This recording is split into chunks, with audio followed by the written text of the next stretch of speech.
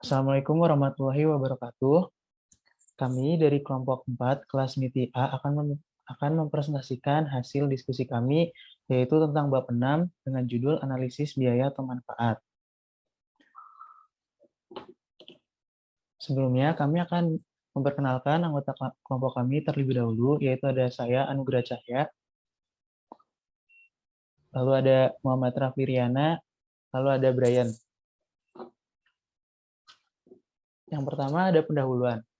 Analisis biaya atau manfaat adalah sebuah metodologi yang mempertimbangkan analisis biaya seperti pada metodologi ROI, namun dengan menambahkan perhitungan manfaat di dalamnya.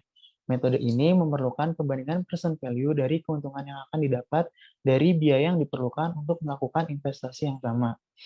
Cost benefit analysis ini dapat digunakan untuk mengidentifikasi biaya dan keuntungan dari setiap alternatif investasi yang ada, pemotongan biaya, dan keuntungan kembali dengan nilai saat ini, dan memilih alternatif terbaik menurut kriteria yang sudah ditetapkan.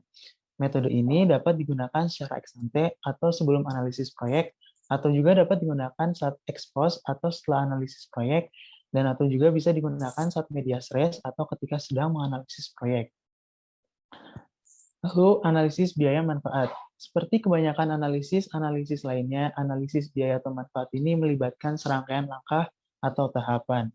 Tahapan sekuensialnya ini meliputi yang pertama ada mendefinisikan masalah, mengidentifikasikan biaya dan keuntungan, mengukur biaya dan keuntungan, membandingkan alternatif-alternatif yang ada, melakukan analisis sensitivitas. Yang pertama ada definisi permasalahan. Mendefinisikan sebuah masalah sangatlah penting dalam pengambilan keputusan, termasuk pengambilan keputusan dalam investasi TI. Dalam mendefinisikan masalah, diperlukan analisis yang dalam tentang situasi yang ada, menyelidiki kebutuhan juga, dan persyaratan dari suatu teknologi informasi. Pendefinisian masalah yang baik termasuk juga tujuan yang spesifik dari investasi TI, serta rencana ke depan untuk mencapai tujuan-tujuan tersebut. Sedangkan tujuan yang baik dari investasi TI adalah salah satunya untuk meningkatkan layanan kepada pelanggan, meningkatkan pengendalian persediaan yang ada, atau informasi yang lebih baik.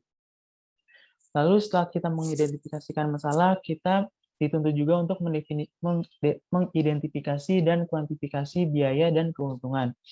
Analisis biaya dan manfaat merupakan teknik analisis yang digunakan untuk evaluasi kelayakan investasi berdasarkan biaya yang dikeluarkan dan keuntungan yang ditetapkan. Biaya dan keuntungan dihitung dengan ukuran satuan yang sama, yaitu dolar atau rupiah, sehingga dilakukan perbandingan antara nilai sekarang present value dari keuntungan yang terkait dengan biaya investasi yang dibutuhkan, sehingga dihasilkan nilai suatu perbandingan yang mampu menganalisa kelayakan investasi TI yang akan dilakukan. Nah, semakin besar nilai biaya yang dikeluarkan menyebabkan nilai perbandingan biaya dan manfaat.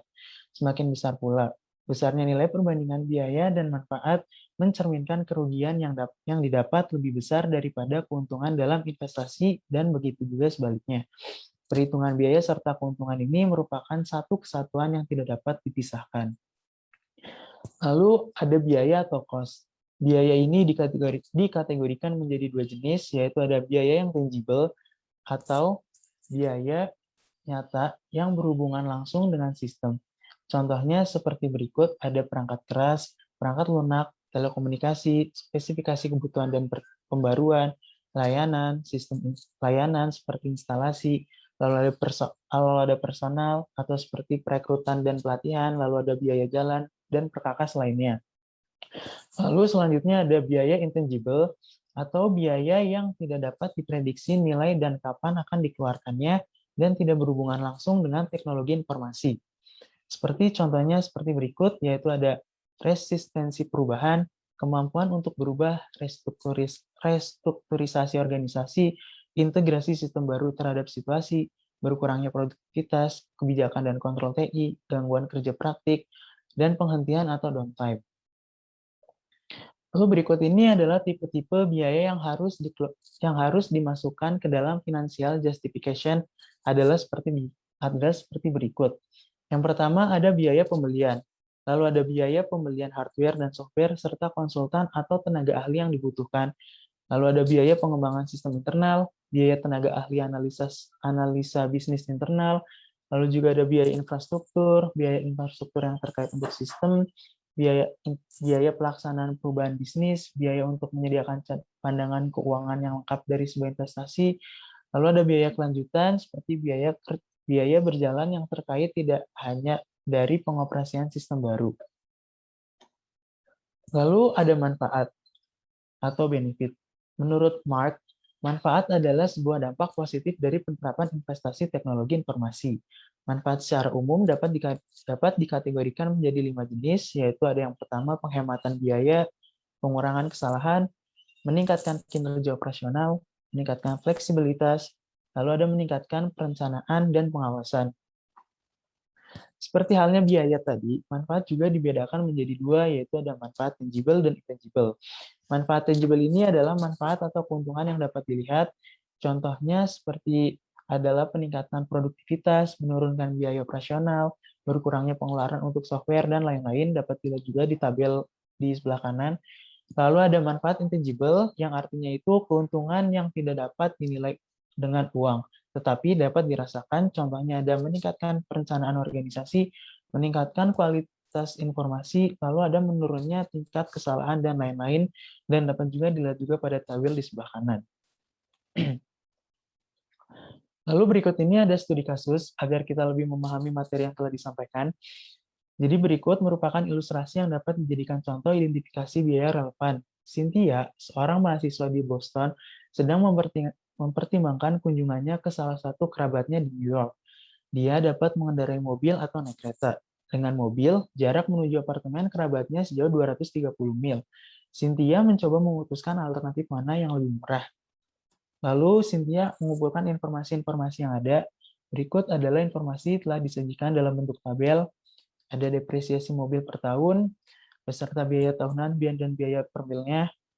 Lalu ada biaya bensin, biaya asuransi dan lisensi per tahun, perawatan dan perbaikan mobil, biaya parkir sekolah, biaya total rata-rata, dan ada beberapa informasi tambahan lainnya seperti pengurangan nilai jual kembali per mil, putaran tiap tiket kereta api, manfaat bersantai di perjalanan kereta, biaya menempatkan anjing dalam kandang, manfaat memiliki mobil di New York, kerumitan parkir, lalu ada biaya parkir mobil di New York per harinya. Kemudian setelah kita mendetailkan biaya-biaya yang ada, kita harus mengidentifikasi biaya yang relevan. Dari semua biaya yang tadi sudah disebutkan, kita bisa mengidentifikasinya satu persatu. Yang pertama, biaya mobil adalah sunk cost, sehingga tidak relevan dalam pengambilan keputusan. Lalu yang kedua, biaya asuransi per tahun tidak relevan, karena itu tetap sama apabila dia mengendarai mobil atau naik kereta.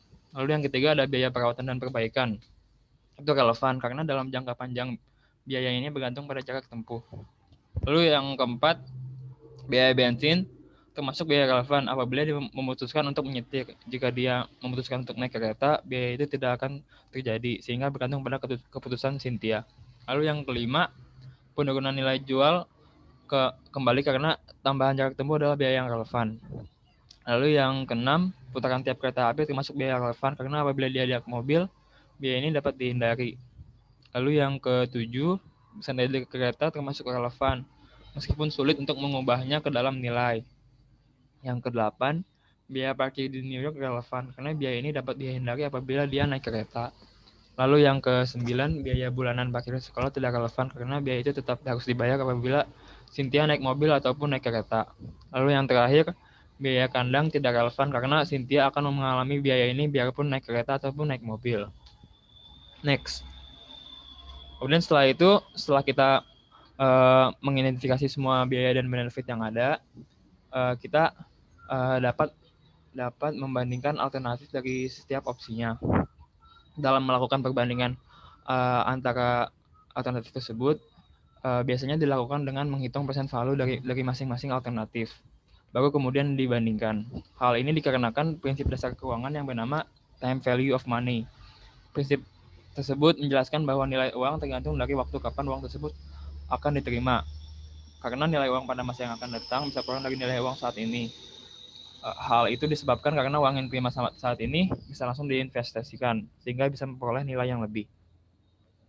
Ada beberapa standar yang digunakan dalam membandingkan berbagai macam alternatif tersebut. Beberapa dari antaranya adalah perhitungan benefit cost ratio, net present value, internal rate of return, dan juga payback period. Next. Present value. Present value adalah nilai uang sekarang yang diperoleh di masa depan. Sebagai contoh untuk memahami present value, berikut adalah ilustrasinya. Diasumsikan bahwa Anda akan menerima uang sebanyak $1.000 di tahun depan dengan discount rate 10%. Berapakah nilai present value dari 1000% yang akan Anda terima tahun depan? Next. Jadi, cara perhitungan present value itu adalah sebagai berikut. Jadi, jumlah uang yang akan diterima di masa depan dibagi 1 plus R pangkat N. Dengan R adalah nilai dari discount rate, dan N adalah berapa tahun lagi uang tersebut akan diterima. Sehingga perhitungannya adalah sebagai berikut. Jadi maksudnya tuh untuk menerima $1.000 di tahun depan, kita harus menginvestasikan $909,09 sekarang. Next. Nah, sebagai contoh dalam analisis biaya dan manfaat, sebuah perusahaan ingin memilih antara dua alternatif investasi TI dengan menggunakan analisis biaya dan manfaat untuk mempertimbangkan pengambilan keputusan. Tabel berikut menunjukkan estimasi biaya dan manfaat yang diperoleh dari dua alternatif tersebut dengan asumsi discount rate sebesar 8% untuk kedua sistem komputer. Nah, dari total estimasi biaya dan manfaat tersebut, tahap berikutnya adalah menghitung present value dari masing-masing alternatif yang ada. Kemudian setelah mengetahui nilai present value-nya, untuk biaya dan manfaat dari masing-masing alternatif, langkah selanjutnya adalah menentukan kriteria penilaian investasi TI. Next. Nah, untuk menentukan kriteria nilai investasi TI, kriteria umum yang sering digunakan dalam cost benefit analysis adalah sebagai berikut. Yang pertama adalah nilai maksimal rasio antara benefit dan cost. Yang kedua ada nilai maksimal net present value dari net benefit. Yang ketiga ada nilai maksimal IRR atau internal rate of return. Dan yang terakhir ada durasi payback period yang paling pendek. Next. Yang pertama kita akan membahas tentang rasio manfaat dan biaya. Benefit cost ratio atau rasio manfaat dan biaya adalah rasio perbandingan antara present value manfaat dan juga present value dari biaya. Berikut adalah rumus dalam mencari rasio manfaat dan biayanya. Jadi present value manfaat dibagi present value biaya. Next. Kemudian ada contohnya. Perhitungan analisa dari manfaat dan biaya dalam rasio manfaat dan biaya ini lebih baik dihitung dalam bentuk rasio ataupun perbandingan karena dibandingkan langsung mencari selisih dari manfaat. Hal ini dikarenakan untuk melakukan perbandingan dalam bentuk rasio, kita dapat mengetahui apakah biaya yang dikeluarkan sebanding dengan manfaat yang kita terima atau tidak. Jadi untuk contohnya seperti ini, tabel menunjukkan nilai present value dari manfaat dan biaya dari dua alternatif investasi, yaitu alternatif ABC dan juga alternatif XYZ. Bisa dilihat bahwa selisih antara manfaat dan biaya pada alternatif ABC bernilai lebih besar, yakni senilai $5.000. Kita dapat mengasumsikan bahwa dari investasi ABC kita dapat memperoleh keuntungan sebesar $5.000. Hal ini lebih baik jika dibandingkan dengan selisih yang ada pada alternatif XYZ, yaitu hanya $3.000. Namun pada kenyataannya, nilai $5.000 tersebut harus diperoleh dengan mengeluarkan uang sebesar $10.000 pada alternatif ABC. Jumlah ini jauh lebih besar jika dibandingkan dengan biaya yang harus dikeluarkan pada alternatif XYZ, yakni $3.000. Padahal selisih dari masing-masing keuntungan hanya $2.000. Dan di samping itu, selisih biaya yang diperlukan bernilai $7.000. Untuk menghindari kesalahan inilah, kita menggunakan rasio dalam membandingkan manfaat dan biaya yang ada, bukan dengan selisih. Lalu kemudian ada contoh dari yang di awal. Contoh untuk solusi yang di awal. Jadi apabila dihitung dengan menggunakan cost benefit ratio, alternatif A memiliki nilai yang lebih besar, sehingga alternatif A merupakan alternatif yang lebih baik. Next. Kemudian ada kriteria net present value of net benefits. Jadi untuk menghitung net present value dari net benefit adalah sebagai berikut. dengan B adalah nilai benefit, dan C adalah biaya yang dikeluarkan pada periode tertentu, dan R adalah discount rate. Keuntungan dari metode ini adalah metode ini mempertimbangkan nilai waktu dari uang. Sedangkan kerugian dari metode ini yang pertama ialah perhitungan yang dilakukan lebih kompleks dibandingkan dengan metode yang tidak memperhatikan nilai waktu uang, seperti average rate of return, cash payback. Lalu kerugian selanjutnya adalah kemungkinan suatu investasi tidak akan memiliki risiko yang sama selama siklus hidup investasi. Sebagai contoh, terdapat investasi yang memiliki jangka 5 tahun. Bagaimana seorang investor mengenai situasi dengan risiko tinggi pada tahun pertama dan risiko rendah pada 4 tahun selanjutnya. Jadi hal itu bisa saja. Selain itu, nilai NPV sangat bergantung pada nilai discount rate. Perubahan sedikit saja pada nilai discount rate bisa memberikan hasil NPV yang berbeda. Next. Tabel berikut adalah hasil perhitungan dari nilai NPV dari alternatif A dan B. Dilihat dari nilai NPV-nya, alternatif B menilai minus. Hal ini sudah bisa dipastikan alternatif B tidak bisa dilanjutkan secara finansial. Sehingga pada analisa NPV, alternatif A merupakan pilihan yang lebih baik. Next. Kemudian ada internal rate of return. IRR adalah indikator tingkat efisiensi dari suatu investasi yang membuat nilai NPV dari seluruh cash flow dari sebuah investasi mendekati nilai 0. Jadi semakin tinggi nilai IRR tersebut, semakin baik investasinya. Perhitungan IRR bisa menjadi sangat kompleks bergantung pada waktu dan variansi dari nilai cash flow. Tanpa perhitungan dengan kalkulator keuangan atau komputer, nilai IRR hanya bisa dihitung dengan cara trial and error. Salah satu kelemahan dari IRR adalah semua cash flow diasumsikan dengan discount rate yang sama. Padahal pada dunia nyata, nilai discount rate akan bersifat fluktuatif, terutama pada investasi dengan durasi yang sangat lama. Kemudian ada tabel hasil perhitungan IRR dari studi kasus yang di awal, dan ini dihitung dengan menggunakan Microsoft Excel, dan dapat dilihat dari tabel tersebut alternatif A memiliki nilai yang lebih besar, sehingga alternatif A merupakan pilihan yang lebih baik. Namun IRR dianggap kriteria yang lebih lemah dibandingkan kriteria NPV. Dikarenakan perhitungan IRR tidak bisa mengatasi perubahan nilai discount rate dalam setiap periode investasi. Next. Kemudian ada metode payback period. Payback period adalah jumlah waktu yang dibutuhkan untuk mengembalikan biaya dari investasi awal. Dapat dihitung dengan nilai investasi awal dibagi dengan rata-rata cash flow setiap tahunnya. Jadi nilai investasi awal itu berarti misalnya yang biaya masuk dan keluar ke komputer A.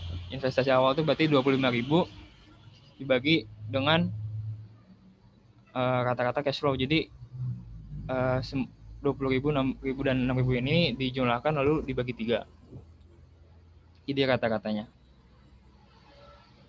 32.000 dibagi 3, jadi 25.000 dibagi 32.000 dibagi 3. Lalu ada perhitungan payback periodnya dari komputer A dan komputer B tersebut. Dari perhitungan di atas dapat diketahui bahwa jumlah waktu yang paling cepat adalah komputer B, yaitu memiliki waktu 2,03. 2,03 ini dimaksudnya 2,03 tahun. Jadi hasil investasi itu terbayarkan kembali. Tetapi kedua komputer tersebut memiliki PBP yang baik, payback period yang baik, karena kurang dari 3 tahun yang ditargetkan, yaitu 3 tahun. Next.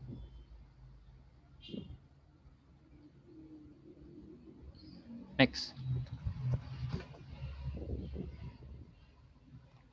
Selanjutnya ada analisis sensitivitas. Next. Nah, definisi dari analisis sensitivitas adalah analisis yang digunakan untuk melihat pengaruh apa saja yang akan terjadi seiring dengan keadaan yang berubah-ubah. Lalu analisis ini merupakan suatu pengujian dari suatu keputusan investasi untuk mencari seberapa besar ketidaktepatan penggunaan suatu asumsi. Nah, asumsi di sini itu bisa berupa keakuratan data, discount rate, dan lain sebagainya. Next. Selanjutnya ada alasan keperluan analisis sensitivitas. Next. Yang pertama, adanya cost overrun. Cost overrun ini merupakan kenaikan biaya-biaya. Contohnya adalah kenaikan biaya produksi, biaya bahan baku, biaya konstruksi, dan lain-lain. Lalu yang kedua ada penurunan produktivitas. Dan yang ketiga, mundurnya jadwal pelaksanaan proyek. Next. Dan yang keempat adalah kondisi suatu proyek bersifat sensitif atau bermasalah. Ada 4 hal utama yang menyebabkan suatu proyek bersifat sensitif, yaitu yang pertama ada harga. Harga terjadi apabila penetapan harganya berbeda dengan kenyataan yang terjadi. Lalu yang kedua ada keterlambatan pelaksanaan. Bisa karena keterlambatan inovasi teknologi, pemesanan, dan penerimaan teknologi. Lalu ketiga ada kenaikan biaya. Umumnya proyek sangat sensitif terhadap perubahan biaya, terutama biaya konstruksi. Karena biaya konstruksi itu nantinya akan mempengaruhi tingkat kelayakan. Yang keempat, ada ketidaktepatan perkiraan hasil. Perubahan keempat variabel tersebut akan mempengaruhi cash flow, baik itu inflow ataupun outflow, net benefit, dan keputusan investasi yang bakal diambil. Selanjutnya ada tujuan analisis sensitivitas.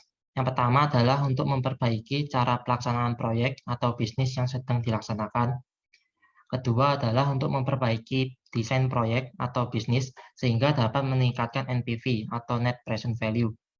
Dan yang terakhir adalah digunakan untuk mengurangi resiko kerugian dengan menunjukkan beberapa tindakan pencegahan yang harus diambil. Next. Nah, ada beberapa cara untuk melakukan analisis sensitivitas, yaitu yang pertama adalah kita memilih sebuah nilai yang akan kita lakukan perubahan terhadap masalah yang dianggap penting pada analisis proyek.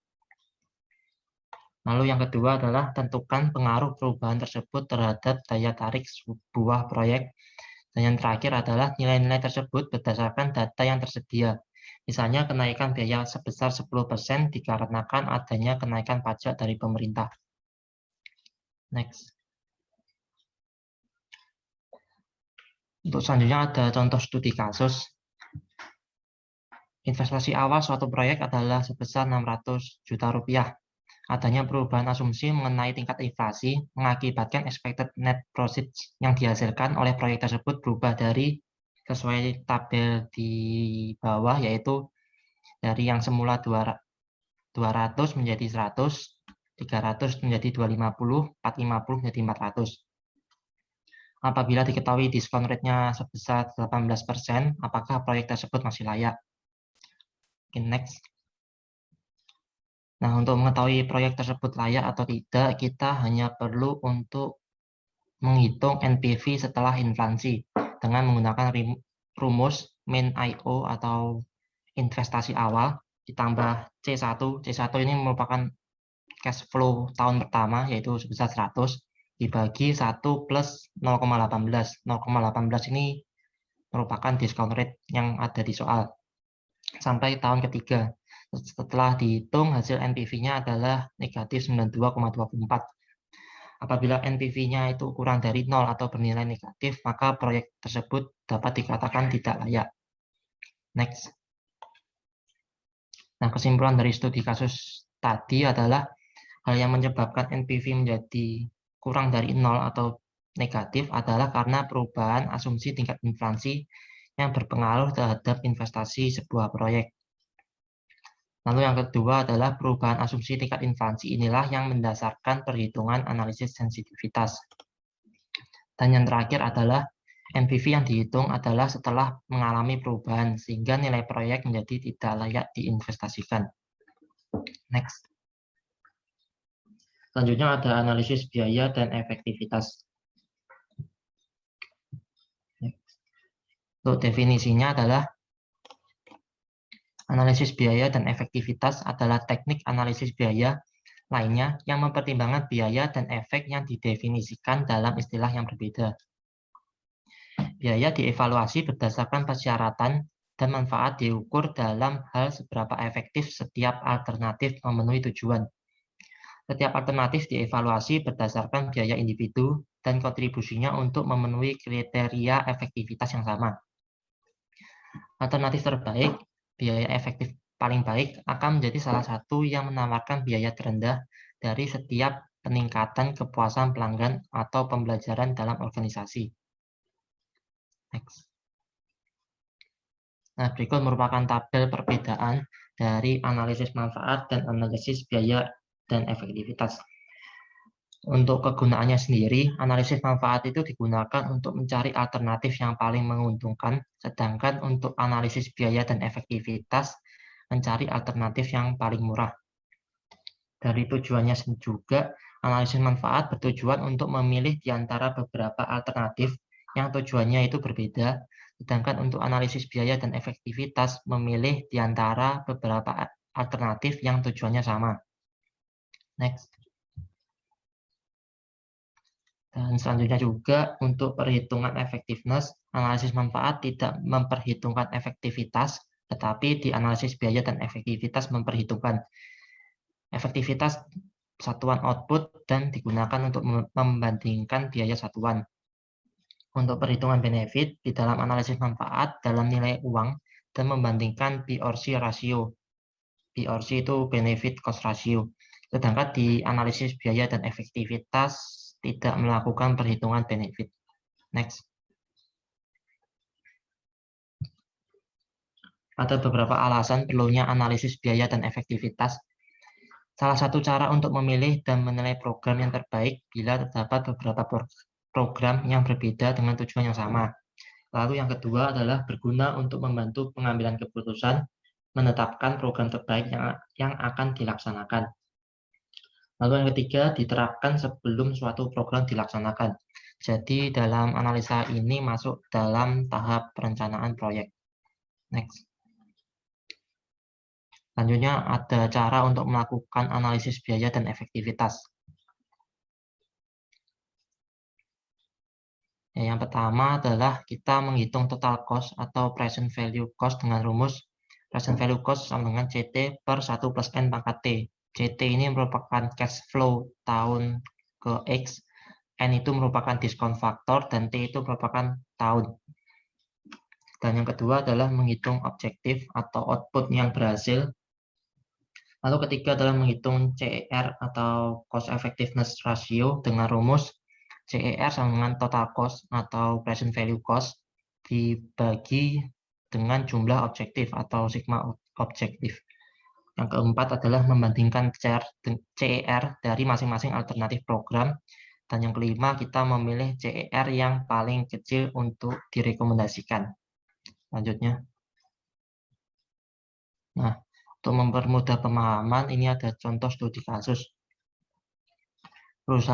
Perusahaan A dan B melaksanakan pembangunan sistem dengan metode yang berbeda.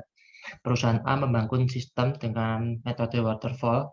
Hasil penerapan metode ini, perusahaan A membutuhkan 900 pekerja yang menghabiskan kurang lebih 300 juta rupiah. Sedangkan perusahaan B membutuhkan 600 pekerja dengan menghabiskan 100 juta rupiah. Apabila diketahui target keberhasilan implementasi software adalah 4% dari user merasa puas, di mana target user adalah 30.000 user, maka manakah perusahaan yang lebih efektif? Next.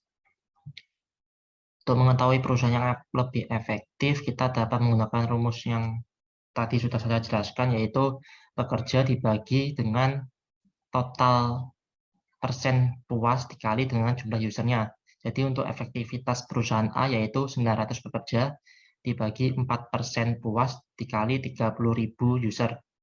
Maka didapatkan bahwa efektivitas perusahaan A yaitu 75%. Begitu juga untuk perusahaan B. Untuk perusahaan B membutuhkan 600 pekerja dibagi 4% kali 30.000. Itu menghasilkan efektivitas sebesar 50%. Dapat disimpulkan bahwa perusahaan A lebih efektif dibanding perusahaan B. Selanjutnya. Nah, ada lagi lanjutan dari studi kasus. Apabila perusahaan A tadi itu menggunakan biaya untuk penyewaan programmer tambahan dan tenaga testing, sedangkan perusahaan B menggunakan biaya untuk tenaga testing, programmer tambahan, serta desain web secara subkontrak. Diasumsikan bahwa tenaga testing menghabiskan biaya yang sama untuk perusahaan A ataupun B, sehingga tidak dimasukkan dalam perhitungan. Diasumsikan juga bahwa tenaga analis tiap-tiap perusahaan sama-sama 1 orang. Apabila perusahaan A dan B masing-masing membutuhkan 300 orang programmer dan harga 1 orang programmer adalah 3 juta rupiah, dan biaya desain web sebesar 18 juta rupiah, maka hitung analisis biaya dan efektivitasnya. Next. Untuk biaya total, perusahaan A menghabiskan biaya sebesar 300 programmer baru dikali 3 juta rupiah, menghasilkan 900 juta rupiah. Itu untuk biaya total yang dikeluarkan oleh perusahaan A. Sedangkan perusahaan B membutuhkan 100 orang programmer dikali 3 juta, yaitu 300 juta rupiah. Ditambah 1 orang desain web, yaitu bernilai 18 juta, sehingga total biayanya adalah 300 juta ditambah 18 juta, yaitu sebesar 18 juta. Setelah kita menghitung biaya total, selanjutnya kita menghitung output atau objektif, yaitu dengan rumus efektivitas dikali total pekerja awal, yaitu perusahaan A, efektivitasnya tadi kan 75% dikali pekerja awal, yaitu 900, sehingga output perusahaan A sebesar 675. Selanjutnya untuk perusahaan B, efektivitasnya tadi 50% dikali pekerja awal, yaitu 600, sehingga output dari perusahaan B adalah 300. Next. Selanjutnya kita bisa menghitung CR atau analisis biaya dan efektivitas menggunakan rumus total cost dibagi jumlah output atau sigma output. Total cost perusahaan A tadi kan 900 juta, lalu dibagi total output yaitu 675, sehingga CER dari perusahaan A adalah sebesar 1.333.333. Lalu untuk CER perusahaan B yaitu 318 juta dibagi 300, sehingga CER perusahaan B sebesar 1.060.000 rupiah. Next. Dari hasil perhitungan CER tadi dapat ditarik kesimpulan bahwa CER perusahaan B lebih kecil daripada CER perusahaan A. Itu berarti biaya yang dikeluarkan perusahaan B itu menghasilkan output yang berhasil lebih rendah dibandingkan perusahaan A.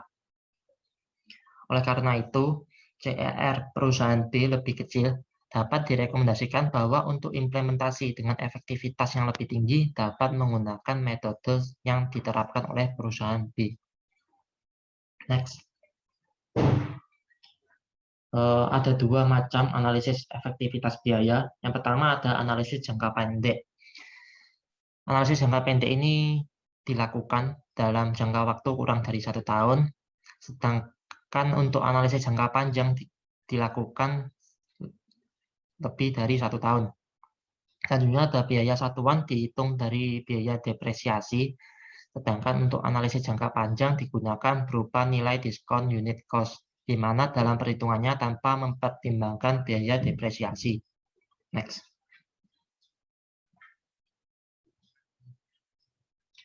Selanjutnya ada kelebihan analisis biaya dan efektivitas. Kelebihannya yang pertama adalah untuk mengatasi kekurangan dalam cost benefit analysis saat benefit sulit ditransformasikan dalam bentuk uang. Lalu yang kedua ada analisis biaya dan efektivitas memiliki tahap perhitungan yang lebih sederhana, sehingga lebih dapat menghemat waktu dan juga tidak memerlukan banyak sumber daya dalam melakukan analisis ini. Lalu yang ketiga, lebih mudah untuk memahami perhitungan unsur biaya, lalu cocok untuk mengambil keputusan dalam pemilihan suatu program. Dan yang terakhir adalah membantu penentuan prioritas dari sumber daya. Lalu selanjutnya ada kelemahan analisis biaya dan efektivitas. Sulitnya ditemui CEA atau cost effective analysis yang ideal, di mana tiap-tiap alternatif identik pada semua kriteria. Lalu CEA sendiri terkadang terlalu disederhanakan. Yang ketiga adalah belum adanya pembobotan terhadap tujuan dari setiap program. Dan yang terakhir kelemahannya adalah tidak adanya pembobotan terhadap tujuan dari setiap proyek yang bersifat konsisten. Selanjutnya. Nah, kesimpulannya adalah analisis manfaat dan biaya merupakan alat yang berguna untuk mendukung keputusan investasi, karena analisa ini memberikan titik awal untuk mengevaluasi sebuah investasi. Selanjutnya adalah tantangan terbesar pada analisis atau analisa manfaat dan biaya adalah dalam mengidentifikasi manfaat dan biaya yang relevan terhadap sebuah investasi dan kemudian mengubah manfaat dan biaya tersebut dalam nilai yang bisa diukur secara kuantitatif. Selanjutnya kita masuk ke sesi pertanyaan. Bisa next. Pertama, apa saja 5 tahap dari cost benefit analysis? Oke, mungkin Mbak Riki boleh menjawab.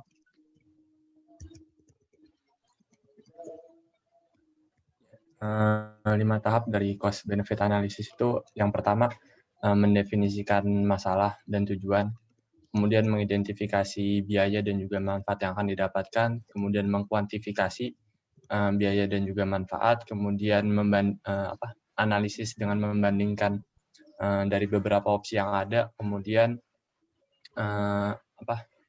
analisis sensitivitas yang terakhir. Oke, mungkin bisa di-play videonya.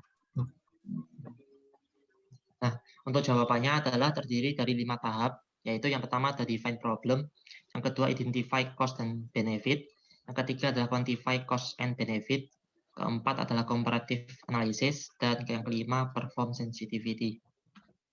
Selanjutnya ke pertanyaan kedua. Nah, cost benefit analysis dapat digunakan dalam untuk apa? Mungkin dari audiens ada yang ingin menjawab.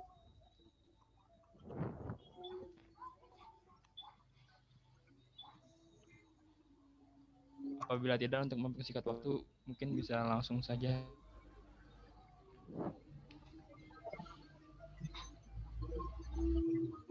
Ya, untuk jawabannya adalah cost benefit analysis dapat digunakan untuk mengevaluasi jenis investasi independen.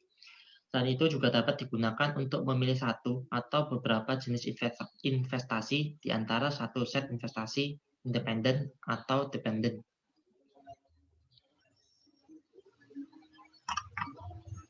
Selanjutnya yang ketiga, bagaimana cara mengidentifikasi biaya yang relevan dalam cost benefit analysis?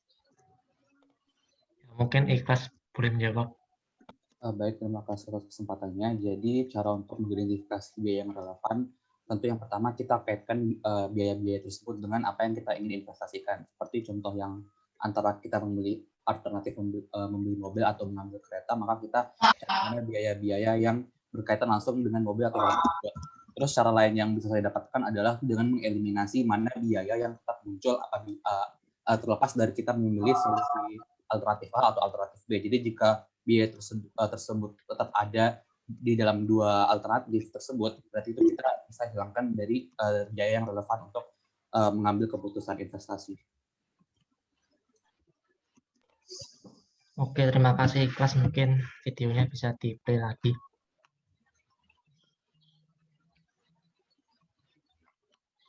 Jawabannya adalah untuk mengidentifikasi biaya yang relevan dapat dikaitkan dengan pengeluaran yang diperlukan dalam melakukan suatu investasi teknologi informasi, seperti untuk mendapatkan, memasang, dan memelihara TI. Selain itu, cost yang terdapat dalam investasi TI dapat bersifat tangible maupun intangible.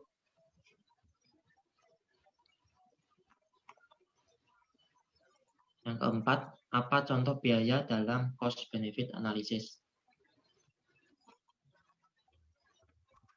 Ya, silakan Pratnya.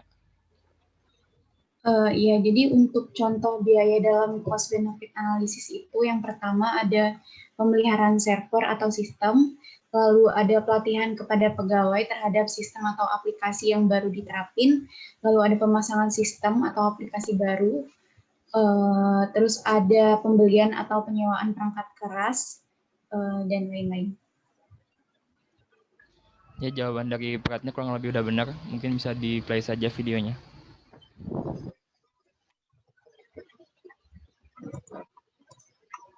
Ada beberapa contoh biaya dalam cost benefit analysis, yaitu pertama, pembelian atau penyewaan perangkat keras. Yang kedua, pemeliharaan server atau sistem. Yang ketiga, pelatihan kepada pegawai terhadap sistem atau aplikasi baru. Keempat, pemasangan sistem atau aplikasi baru pada perangkat. Yang kelima, kegiatan pekerja yang terganggu. Yang keenam adalah penolakan pegawai terhadap sistem atau aplikasi baru. Dan yang terakhir adalah produktivitas dari pegawai menurun.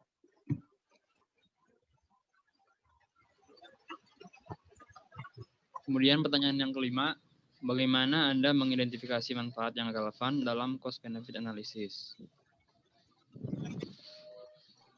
Mungkin Mas Farel boleh menjawab. Baik, terima kasih kesempatannya. Untuk mengidentifikasinya, balik lagi ke manfaatnya. Jadi manfaat itu adalah merupakan sesuatu yang berdampak positif dari investasi IT yang sudah dilakukan oleh organisasi. Nah, manfaat sendiri bersifat tangible maupun intangible. Nah, untuk mengidentifikasi manfaat yang masih relevan, itu kita bisa menerapkan dengan cara mengklasifikasikannya dalam beberapa kategori, seperti penghematan atau penghindaran biaya operasional, pengurangan kesalahan, peningkatan kinerja operasional, maupun peningkatan perencanaan yang terkontrol. Apabila itu semua bisa dilakukan, maka itu bisa salah satu menjadi manfaat yang relevan dalam cost benefit analysis. Oke, mungkin jawaban dari Farel tadi sudah cukup baik. Mungkin bisa dilanjutkan videonya. Kemudian pertanyaan yang kelima, bagaimana Anda mengidentifikasi manfaat yang relevan dalam cost benefit analysis? Manfaat merupakan sesuatu yang dapat bersifat tangible maupun intangible. Untuk mengidentifikasi manfaat yang relevan, dapat dilakukan dengan mengklasifikasikannya pada salah satu kategori berikut. Yang pertama adalah penghematan atau penghindaran biaya. Yang kedua dapat untuk pengurangan kesalahan. Yang ketiga dapat untuk peningkatan kinerja operasional. Yang keempat untuk peningkatan fleksibilitas. Dan yang terakhir untuk peningkatan perencanaan dan kontrol. Apa contoh biaya dalam cost benefit analysis?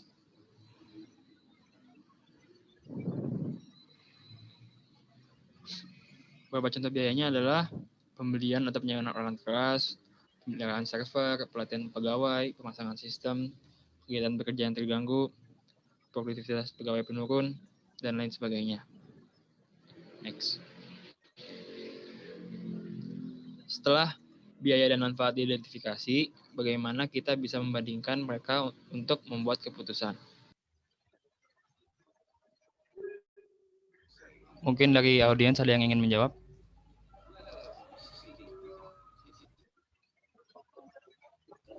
Apabila tidak, bisa dilanjut saja videonya. Next. Untuk membuat keputusan, pertama kita dapat mengkuantifikasikan intangible cost atau benefit terlebih dahulu. Kemudian kita dapat membandingkan opsi-opsi yang ada antara satu sama lainnya. Umumnya dilakukan dengan cara menghitung present value dari masing-masing opsi. Kemudian langkah terakhirnya adalah memilih standar yang bisa digunakan. Yang tadi sudah dijelaskan, yaitu antara benefit cost ratio, net present value of net benefits, internal rate of return, atau payback period.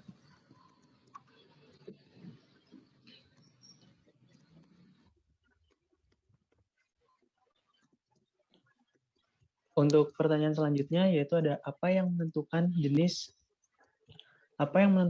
metodologi yang digunakan dalam perbandingan selama cost benefit analysis.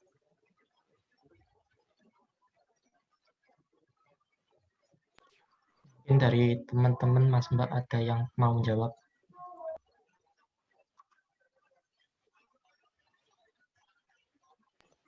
Oke, Mas Bariki dipersilakan.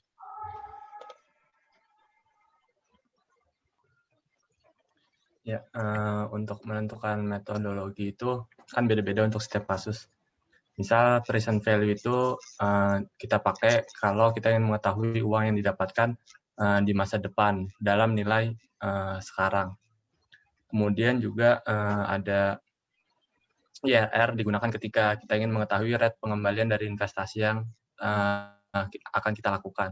Kemudian untuk payback period itu dilakukan ketika kita ingin mengetahui mengetahui dalam berapa tahun biaya investasi dilakukan yang membutuhkan nilai biaya investasi awal dan rata-rata cash flow. Jadi masing-masing metodologi itu punya tujuannya masing-masing dan itu disesuaikan lagi dengan kebutuhan dari apa yang mau kita cari. Terima kasih Pak Riki, mungkin bisa di-play lagi. Ya, untuk jawabannya adalah hal yang menentukan jenis metodologi tidak selalu sama untuk setiap kasusnya. Jadi misalnya, percent value digunakan bila kita ingin mengetahui apa yang didapatkan di masa depan dalam nilai yang sekarang. Lalu untuk rasio manfaat dan biaya dapat digunakan ketika kita ingin tahu apakah benefit yang diterima lebih banyak dari biaya yang dikeluarkan. Dan untuk IPR digunakan ketika kita ingin mengetahui rate pengembalian dari investasi yang dilakukan. Dan untuk payback period sendiri digunakan untuk ketika kita ingin mengetahui dalam beberapa tahun biaya investasi ini dilakukan. Jadi, hal yang menentukan jenis metodologi adalah tergantung dari kebutuhannya. Untuk pertanyaan berikutnya yaitu, bagaimana sensitivity analysis bermanfaat cost-benefit analysis? Silakan kepada Mas Evan. Oke, terima kasih. Jadi, sensitivity analysis itu bermanfaat itu karena dapat menentukan reliabilitas dari keputusan yang dihasilkan oleh cost benefit analysis. Nah, dengan reliabilitas itu degree of error dari pengambilan keputusan investasi TI itu dapat dipertimbangkan dengan lebih baik. Karena dalam keputusan investasi TI itu biasanya parameternya itu mempunyai degree of error yang lebih tinggi. Dan hal itu sangat krusial. Ya, seperti itu. Jawabannya kurang lebih sudah benar. Mungkin bisa langsung di-play saja videonya.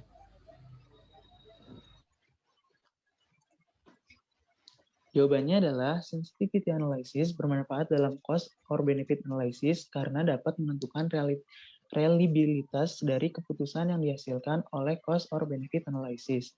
Sehingga dengan mengetahui degree of error-nya, dengan menggunakan sensitivity analysis, pengembalian keputusan investasi IT dapat dipertimbangkan dengan lebih baik. Lalu ada pertanyaannya yang berikutnya, apa itu analisis biaya atau efektivitas sensitivity analysis?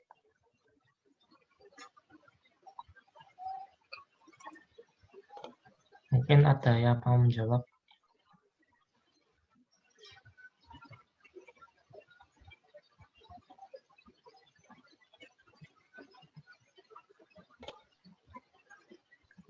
Oke, kalau tidak ada mungkin bisa di-play videonya. Jawabannya adalah sensitivity analysis merupakan analisa yang bertujuan untuk menentukan reliabilitas dari keputusan yang dihasilkan oleh cost or benefit analysis. Nilai yang dihasilkan cost or benefit analysis umumnya merupakan estimasi dari nilai yang sebenarnya, terutama untuk yang bersifat intangible. Oleh karena itu, sensitivity analysis berguna untuk menentukan degree of error dalam estimasi ini.